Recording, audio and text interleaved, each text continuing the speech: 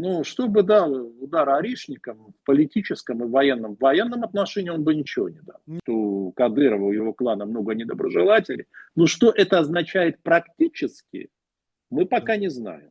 Потому Мгм. что когда Кремль пойдет на замирение и пойдет на заключение мира, они рассматривают вот эту группу, да, как потенциальную угрозу, они готовятся к ее нейтрализации. Привет, друзья, я Григорий Герман. Сегодня с нами Валерий Соловей. Здравствуйте. Здравствуйте, Григорий, спасибо большое за приглашение. Здравствуйте, уважаемые зрители и слушатели.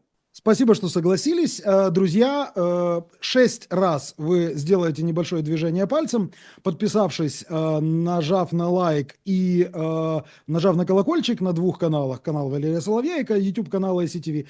То, что происходит сейчас, то, что делали европейские лидеры, то, что делает Украина, реакции Трампа на определенные там заявления и Зеленского, и коалиции воли, они потихонечку, ну вот это выглядит так, будто все-таки крысу загоняют в угол, да, а крыса не любит загоняться в угол. Мы все прекрасно помним, что один из основных путинских постулатов – это крыса, загнанная в угол, начинает кидаться и так далее и тому подобное. В этой связи сегодня, по крайней мере, до 4 утра завтрашнего дня Украина находится в ожидании, я не скажу, что в страхе, но, во всяком случае, в подозрении о возможном ударе орешником. Если он будет. И вообще, в принципе, зачем он ему нужен? Зачем нужен Путину и российской верхушке орешники, удар орешником по Киеву? Мне кажется, что это приведет к обратному результату. Да я с вами, в общем, согласен. Но вот это вот подвешенное состояние, это же тоже средство давления и шантажа. Мгм. Понимаете, мы с вами знаем, ну, я думаю, все это знают по жизни, что та угроза, которая не приводится в действие, но которая существует, Мгм. работает лучше, чем та угроза, которая приведена в действие, потому что вы уже больше ее использовать не сможете. Это первое. Второе. Ну, что бы дал удар Оришникам в политическом и в военном отношении он бы ничего не дал, Ничего. безусловно. В политическом он скорее бы усложнил ситуацию и вызвал Да, бы гнев Трампа. Потому что Трамп несколько раз просил российское руководство не заниматься эскалацией. да. Оно иногда прислушивалось, иногда игнорировало. Ну, в общем, оно старается прислушиваться к мнению американцев из-за того, что если Дональд Фредович разозлится и присоединится к этим европейским санкциям, ну, очень скверно будет. Поэтому можно, конечно, форсу нагонять, держите меня четверо, да, я припадочный, но с ножом, тем не менее, лучше не бросаться. Окей, что, в принципе, по вашему мнению, ожидает россиян и Россию в 2025 году? Широкими мазками, без... Мы прекрасно понимаем вот эту вот ретушь, да, а вот если без ретуши, а именно широкими мазками, что это может быть? Там Знаете, замораживание я вкладов. рассчитываю, я рассчитываю увидеть смену путинского режима, то есть начало его кардинальной трансформации. К этому, в принципе, все готово. Главное, что к этому готова элита. Она понимает, что режим себя исчерпал. И надо переходить к какому-то новому политическому устройству и к новому политическому балансу. Другое дело, что когда они начнут делать эти шаги, то возникнет, конечно, нестабильная ситуация. Нестабильной ситуации, и несмотря на то, что план, с которым, допустим, я знаком, план политической трансформации, план транзита, выглядит логичным, стройным, последовательным и, в общем, сбалансированным, в жизни очень сложно ожидать реализации плана. Вот что. Даже в личной-то жизни мы свои планы реализовать не Да. можем. Что уж говорить, когда речь идет о там, общенациональных масштабах, и о Кстати, довольно сложных вещах. Да. Кстати, есть же еще один актор, который должен быть ознакомлен как минимум с этим планом, а еще лучше должен поставить на него свою резолюцию. Си, Китай. А, Ну, знаете, китайцы, в общем, хотя они говорят, что сторонники там 30-суточного перемирия, на самом деле это они заявляют, а другой рукой поощряют Россию. Ну, вы давайте, да, потому что им выгодно, чтобы Трамп был занят этим. Что чем больше он, значит, отвлекается на Россию, ну, тем это, по идее, лучше Китаю. Да, тогда Китаю легче договориться с Соединенными Штатами. Кстати, Россия точно так же рассчитывает. Она исходит из того, что если Трамп там занят Ираном, занят Китаем, то тем лучше для России. Ну, это мнение Кремля. Но это, в общем, известная игра, здесь ничего нового нет. Что касается санкций Китая, у Китая есть свой фаворит в российской власти. Есть. Это Мишустин. Мишустин. Мгм. Да, но Мишустину ничего не светит. Понимаете, вот какая штука. Китайцы могут пытаться оказывать влияние на какие-то внутриполитические решения. Нельзя Мгм. сказать, что их мнение игнорируется, их вежливо выслушивают, иногда, но не будут поступать так, как хотят они.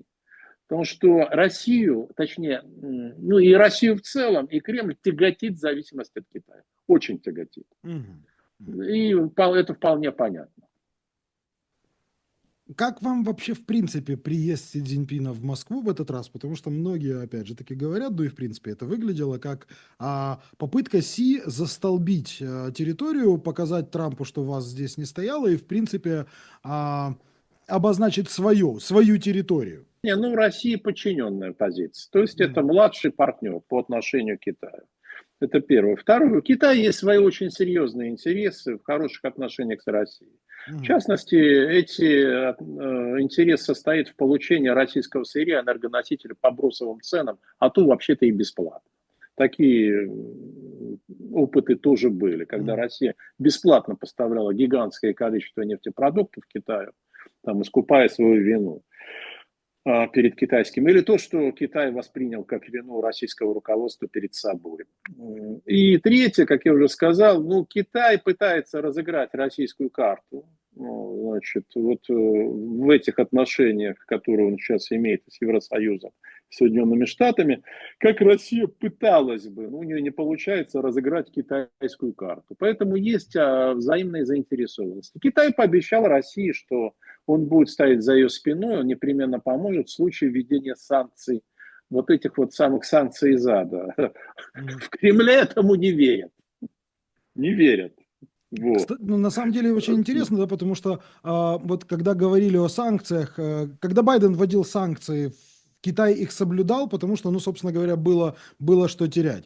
А в течение последних месяцев, когда Трамп лупанул санкции против Китая, понятное дело, что антироссийские санкции Китаю были абсолютно по боку, потому что у него уже 140%, ему, собственно говоря, ничего больше не светит. А сейчас снова упало, снова появляется Вы цель. знаете, Китай оказывает очень важную помощь Российской Федерации, важную и не только в общеэкономическом, но и в военном отношении. И поставки продукции двойного назначения, насколько я знаю, увеличились.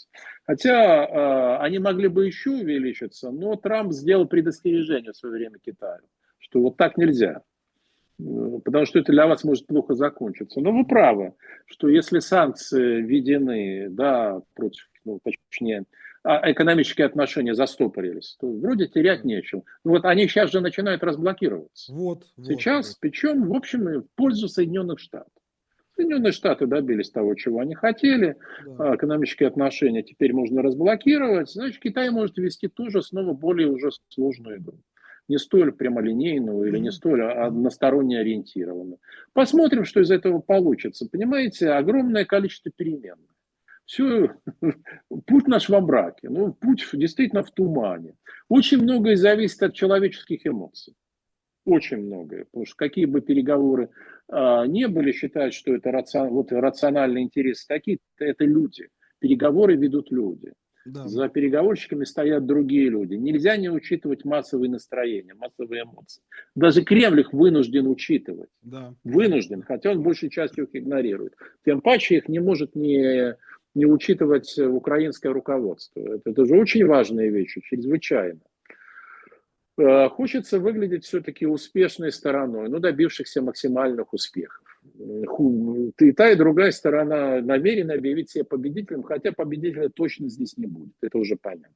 Да. Ну, по крайней мере, пока, по крайней мере, на данном этапе. На Валерий, данном этапе точно, да. да, последний персонаж, один из любимейших персонажей в российском истеблишменте, который постоянно дает нам информационные поводы. Кадыров кыш, Кадыров мышь, Кадыров тактамыш. Помните, как про Ленина когда-то говорили, да? Так вот, Кадыров снова то ли умер, то ли ожил, непонятно, что происходит. Что вообще, в принципе, чем чувствителен для Кремля уход Кадырова? Или он уже не чувствителен? Да и нет, он не так уж чувствителен, хотя там задумывается о будущем после Кадырова, достигнуто, так сказать, такое генеральное соглашение, что Кадыров не возмущает общественное спокойствие, он и Мгм. его люди, обратите внимание, они же исчезли. Они Да, просто да, исчезли. да. Да. Но Кадыров получает от Кремля возможность осуществить и подготовить транзит власти у себя в республике. Он этим и занят. Мгм. Когда говорят, что транзит к его сыну, это не совсем так. Это транзит просто к людям его клана. Потому что сын не может Чечню возглавить. Да, сам Рамзан Ахматович себя чувствует не лучшим образом. Мгм. Но лучше, чем предполагалось. Лучше, чем предполагалось. То есть он может еще руководить процессом транзита. Что будет потом, когда и если этот транзит перейдет в практическую плоскость, честно говоря, не очень понятно. Мгм. Не очень понятно, как будут выстраиваться отношения между Москвой и Грозным. Это будет, видимо, во многом зависеть от трансформации самой политической власти уже на федеральном уровне. Мгм. И, возможно, будет выстроена принципиально новая модель взаимоотношений между Москвой и Грозным. Ну, и что будет происходить в самой Чечне, тоже не очень понятно. Мы там теоретически знаем, догадываемся, что у Кадырова и его клана много недоброжелателей, но что это означает практически, мы Да. пока не знаем.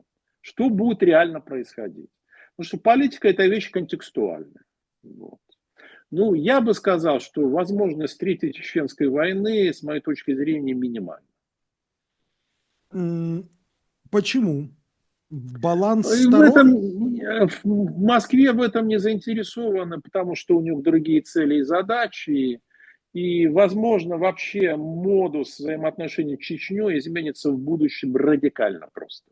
В пользу Насто... кого? В пользу Москвы или в пользу Чечни? В пользу размежевания. В пользу Мгм. размежевания. То есть Это, федерализация, как она есть. ну, я бы сказал, даже не федерализация, это нечто совершенно иное может быть. Конфедерализация, еще больше независимости. Да, еще больше, еще больше. Ну, это, по крайней мере, это, по крайней мере, вариант, который обсуждается. Он обсуждается российским руководством.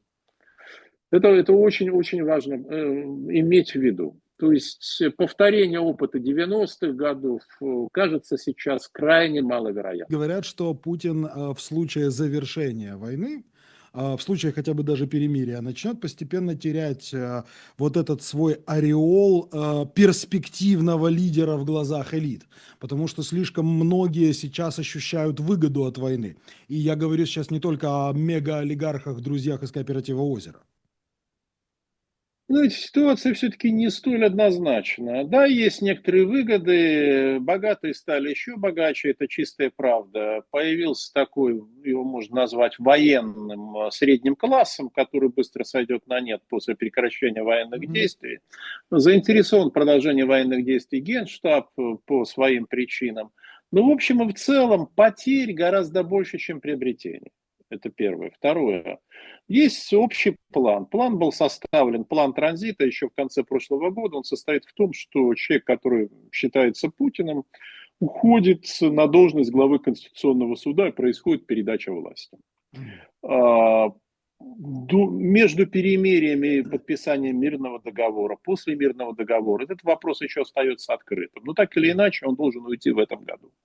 А Это очень важный пункт, по, ваш- ключевой фактически. по вашему мнению, определена ли фигура или ряд фигур, Да, она которые могут выйти? определена. Вот в этом плане, так сказать, записано, где план существует в письменном виде меморандума, под которым стоит подпись основных представителей основных элитных группировок. Это Денис Мантуров. Денис Денис Мантуров. Мантуров, который сперва возглавит правительство, а возможно, прямо с должности вице-премьера будет рекомендован в президенты Российской Федерации. Что будет это означать для соседей России, для мира, для взаимоотношений с той же Европой? Мантуров скорее ястреб или Мантуров вот в нынешнем Да состоянии не, ну сегодня? Мантуров нет. Это типичный такой, знаете, бизнес-управленец. Бизнес-управленец, менеджер, прагматик, технократ. Ну, можно назвать его технократом, использовать это красивое слово. Он представляет как раз ту группировку, которая хотела бы замерения. Но она прекрасно понимает, что нельзя снять санкции без замерения Западом, значит, без прекращения военных действий, на условиях, устраивающих в той или иной степени, в том числе и Украину, и Запад.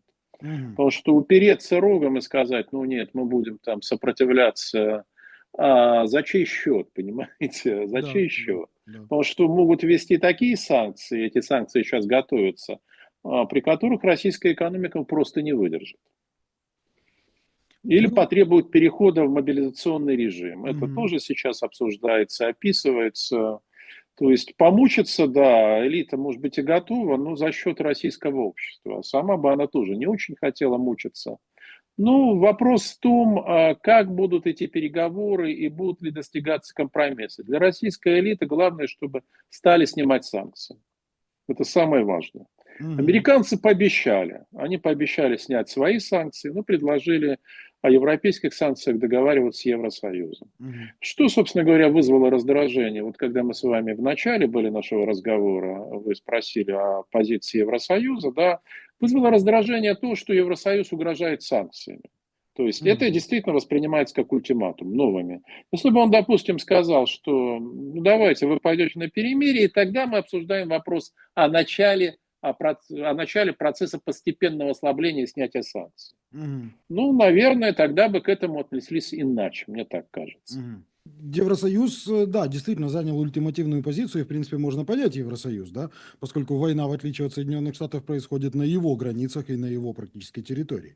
Вы Понять упомянули, можно, вы да, знаете, а понять мы можем кого угодно, вот в чем проблема.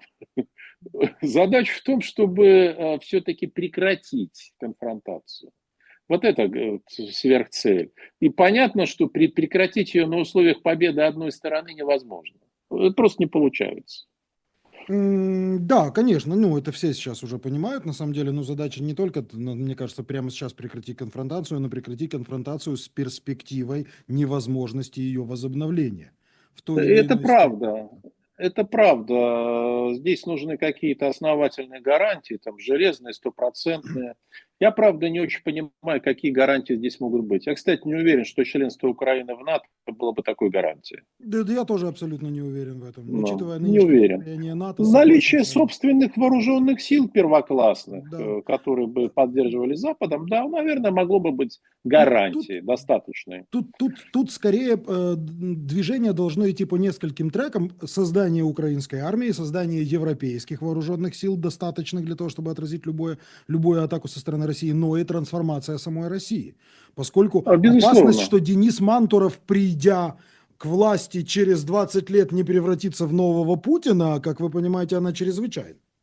Не, ну да, можно, конечно, дать честное слово, но кто же Ну, поверит спасибо, да. этому честному? Но вы правы. Я думаю, что главной гарантией была бы внутренняя трансформация самой России. Да. Я склонен полагать и даже уверен, что она произойдет, и Россия станет безопасной для своих соседей.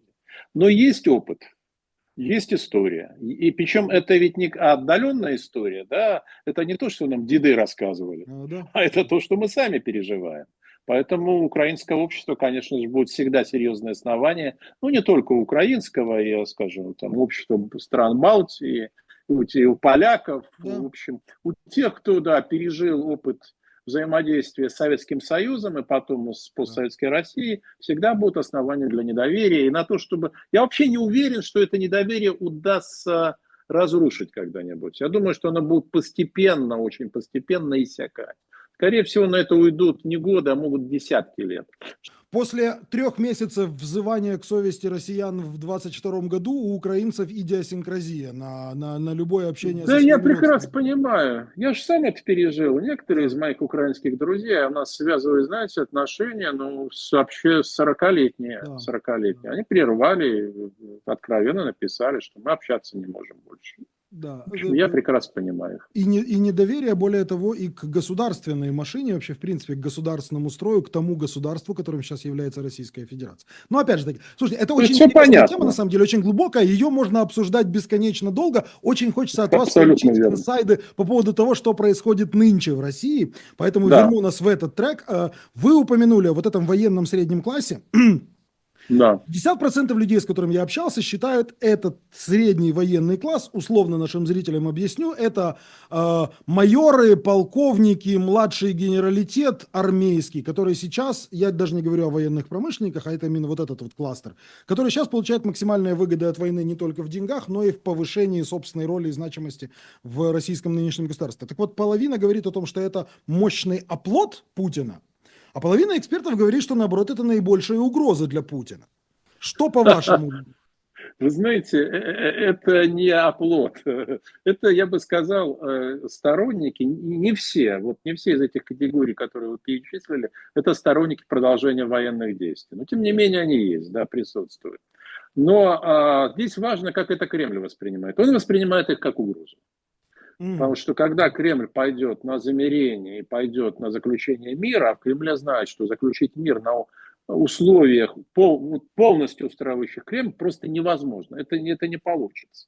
Что необходимо будет от чего-то отказываться, необходимо будет идти на компромиссы. Ну, в общем, неприятные для Кремля компромиссы.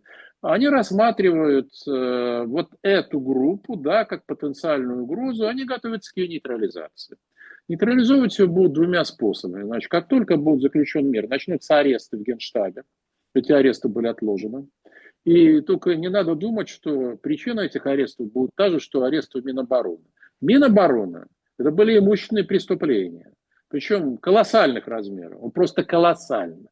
Когда была осуществлена инвентаризация, то даже у военной контрразведки, в общем, волосы встали дыбом. Что они знали, что это, что в таких размерах они не предполагали. А вот в Генштабе это будут аресты из-за политической нелояльности. Это совсем другая причина. Значит, это одна группа. Да? Вторая группа – это потенциальные лидеры общественного мнения среди военных. В этом смысле очень показательная судьба генерала Ивана Попова. Обратите внимание, его не направили в зону военных действий. Нет, потому что очень опасно, если такой человек, имеющий определенную популярность. Он, конечно, не генерал Лебедь, безусловно, и не генерал Роклин, но потенциал у него есть. Окажется в зоне военных действий. Поэтому он изолирован. Да. Плюс та категория, которая могла бы помимо профессиональных военных выступить лидерами общественного мнения для той части общества, которая поддерживает продолжение военных действий, это 10-15%. Сами по себе они не очень опасны. Они опасны, если есть люди, которые их могут призвать к каким-то действиям, понимаете? Да? Да. Вот этих людей будут репрессировать. Ну, наподобие того, как поступили с Игорем Стрелковым. Ну и плюс сама по себе действующая армия. Принципиальное решение состоит в том, что даже когда будет подписан мирный договор или там перемирие, не предполагается начать сразу массовую демобилизацию. Считают, что это опасно. Опасно в силу потенциальной социальной дестабилизации. Поэтому их будут отпускать частями, отпускать не всех сразу. И среди них сейчас проводят опросы. Кто хотел бы остаться в действующей армии? Вот. И потенциально, вот здесь вы правы, вопрос политической трансформации России. Остается возможность, она пока теоретическая, но кто знает, возникновение ситуации, в которой оказался Саддам Хусейн после прекращения войны с Ираном, когда ему пришлось действующую армию двинуть на Кувейт. Просто потому, что ее нельзя было адаптировать. И он, значит, нашел себе вот такую, как казалось, довольно безопасную цель. В случае с Российской Федерацией такой потенциальной целью может оказаться, во-первых, Северный Казахстан. И угрозы, вообще отношения это напряжены между Россией и Казахстаном. В любой момент могут напрячься. Да. Северный Казахстан – это та территория, которую хотели аннексировать еще в январе 2022 года. Вы знаете, тогда Путин отказался. Его уговаривали, что давай, раз войска уже там, вы помните, российские войска, то сказал, нет, надо все сосредоточить на украинском направлении. То есть в каком-то смысле Украина спасла в тот момент. В общем, и продолжает спасать Казахстан в том числе. И главное, это страны Балтии. То есть предполагается, что можно создать мощную группировку, нависающую из Беларуси с одной стороны, а с другой стороны из Калининградской области. Это не означает, что эта группировка сразу начнет там военные действия. Против Балтии давно уже подготовлен план гибридной войны и довольно эффективный план, насколько я могу оценивать, то, что я знаю. Так что существуют способы нейтрализовать вот это потенциальное возмущение. Исходя из того, что я им рассказал, понятно, что это не опора. Это угроза. Вот. Это потому что это потенциальная сила, которая может выйти из-под контроля. А власть в России устроена так, и вообще чекисты так устроены, что все то, что они не контролируют, для них угроза потенциальная или актуальная. И, в общем-то, они помнят опыт Пригожинского мятежа. Да. Друзья мои, ну, вы услышали множество всего, что стоит откомментировать, поэтому добро пожаловать в комментарии. Ждем вас там с вашими чрезвычайно важными для нас, яркими, неожиданными мыслями и комментариями. Они всегда такие, мы их очень любим читать и в особенности наблюдать за тем, как происходят дискуссии в наших комментариях под этим видео. Спасибо вам огромное, было очень приятно Спасибо вам за пообщаться. приглашение. До встречи, до встречи. До встречи и до свидания. До свидания.